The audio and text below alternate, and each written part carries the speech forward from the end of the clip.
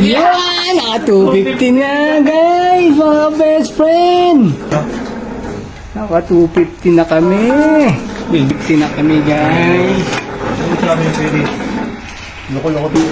Sa basura may pera! Yun! Ang magkano? 400 na! Sa Pilipinas. God bless! Okay mga kahapi ko, dahil dyan hindi rin tayo magpapahuli at susubukan din natin ang pera sa basura na yan.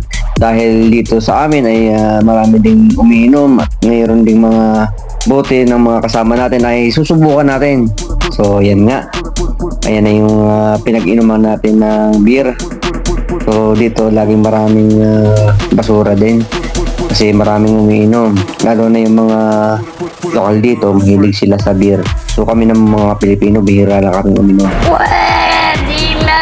Mga empty bottle na yan at titestingin din natin kung magkakapera din nga tayo.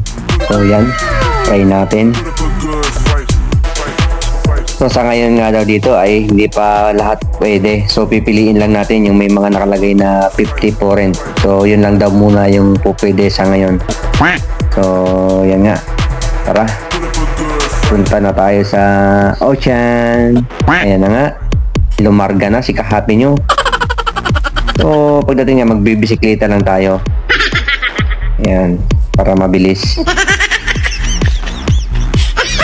Chill lang. Excited pa naman. Dito na nga tayo sa Ocean. Okay, parking muna natin yung aking bisikleta. Tapos diretso na tayo sa loob. Okay, dumiretso na tayo sa refund machine.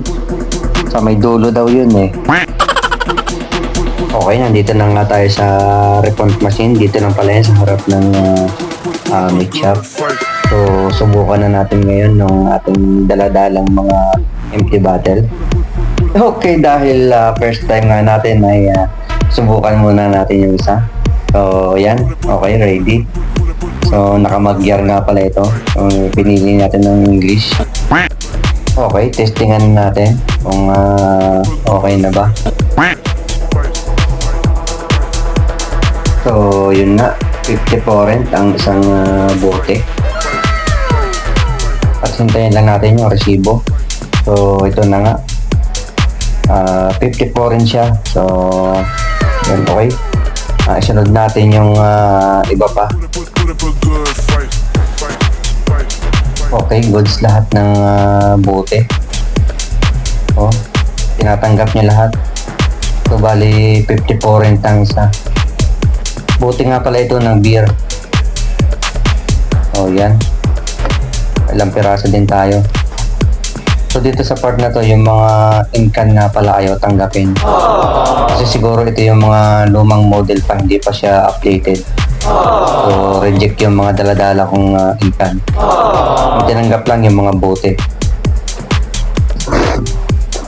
Pahintayin nga natin yung resibo. So ito, naka 350 nga pala tayo. Plus yung 54 rin kanina. So yan, naka 400 tayo. Wow. Okay, di ba? Sa basura, may pera, mga kahapi ko. So, totoo nga, mga kahapi ko, na nandito sa Hungary. Try nyo na din. At dahil naka 400 nga tayo, ay maghanap naman tayo ngayon ng item kung anong pwedeng mabili ng 400 foreign na to. So, tingin-tingin tayo dito sa okay, sample dito sa mga gatas. Okay, eksakto itong gatas na ito. 315 foreign lang. So, may sukli pa tayo dito. So, kumuha tayo ng isa at dalhin na natin sa counter. Okay, pumila na tayo.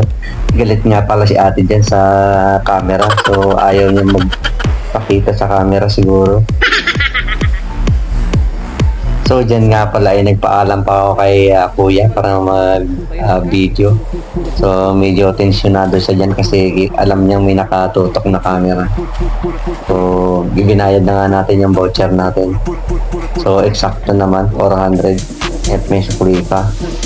Mabuti na lang mabait itong pa-share kasi nga hindi lahat ng cashier dito ay mapapapayag mo na kuhanan mo siya ng video. So yan nga, sa 400 foreign ay nakabili tayo ng isang litrong gatas. O di ba mga kahabi ko, sa basura may pera. Yung 8 pirasong bote ko, yan ang nabili. 1 litrong gatas. Okay, di ba? Namulot ka lang saglit, meron ka ng gatas.